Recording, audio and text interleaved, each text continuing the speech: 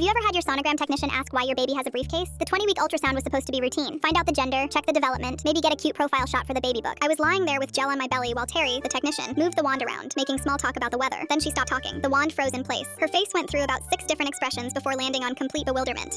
Dr. Hoffman? She called out, never taking her eyes off the screen. Could you come look at this? My heart rate spiked. Is something wrong with the baby? The baby's fine, Terry said slowly. It's just holding something. Dr. Hoffman rushed in, looked at the screen, blinked hard, and looked again. Is that? It appears to be a briefcase, Terry said. A very small, perfectly formed briefcase. I pushed myself up on my elbows. I'm sorry, what? They turned the monitor toward me. There was my baby, clear as day. Tiny fingers wrapped around what absolutely looked like a miniature leather briefcase, complete with visible clasps and handle. This is impossible, Dr. Hoffman muttered, adjusting the machine settings. It must be a shadow or artifact, but it wasn't. From every angle, in both 2D and 3D imaging, my unborn child was clutching what appeared to be a roughly inch-long briefcase, and they wouldn't let go. Every time the baby moved, the briefcase moved with them, held tight against their tiny body. Has anything unusual happened during your pregnancy? Dr. Hoffman asked. Any exposure to unusual materials, radiation, experimental treatments? I thought back through the past 5 months. Normal pregnancy stuff mostly. Except, well, there was that weird thing at the law firm. Both medical professionals turned to stare at me. I'm a paralegal, I explained. About 3 months ago, we were cleaning out the old partner's storage room. There was this tiny briefcase, like a salesman's sample or dollhouse furniture. When I picked it up, it shocked me, like static but stronger. I dropped it and it vanished. We figured it fell into the vent. Dr. Hoffman was taking notes frantically. And you were pregnant at the time? About 8 weeks along. What followed was a parade of specialists, physicists, and even a dollhouse historian who confirmed that yes, miniature briefcases were made as samples in the 1950s. But no, they shouldn't be able to teleport into wombs. The briefcase became clearer with each ultrasound. By week 30, we could see embossed initials, JTP. My husband and I didn't know anyone with those initials. The baby, who we learned was a girl, never let go. She'd suck her thumb with one hand while clutching the briefcase with the other. Scientists came from everywhere. They had theories about quantum entanglement, dimensional rifts, and electromagnetic anomalies. One suggested the briefcase contained compressed matter from another universe. Another thought it might be a genetic mutation that made organic tissue mimic leather. Labor was complicated. The doctors were terrified the briefcase would cause complications, but my daughter emerged perfectly healthy, screaming, and still holding that tiny briefcase. The moment she was born, it became solid, real, and exactly as impossible as it had looked on the ultrasound. The NICU team tried to take it for testing. My daughter's grip was unnaturally strong. When they finally pried her fingers open, she screamed so horribly that windows cracked. They gave it back immediately. We named her Judith, and she's 3 now. The briefcase has grown with her, always proportional to her size. She takes it everywhere, to daycare, to the playground, to bed. When asked what's inside, she says, my work, but won't elaborate. Last week, she set up an office in her playroom. I watched her open the briefcase for the first time ever. Inside were papers covered in symbols I didn't recognize, in languages that might not exist. She shuffled through them seriously, made some marks with a crayon, and closed it again. Important meeting tomorrow, she told me solemnly. I asked what kind of meeting. She looked at me with those serious 3-year-old eyes and said, acquisition. The other parents at daycare think it's adorable that she carries a briefcase instead of a teddy bear. They don't know it literally came from inside me. They don't know she sometimes speaks into it like a phone, having conversations in what sounds like corporate buzzword salad mixed with an unknown dialect. Next week, she starts preschool. The briefcase is listed on her enrollment forms under comfort object. I wonder what her teachers will think when she starts submitting reports none of us can read.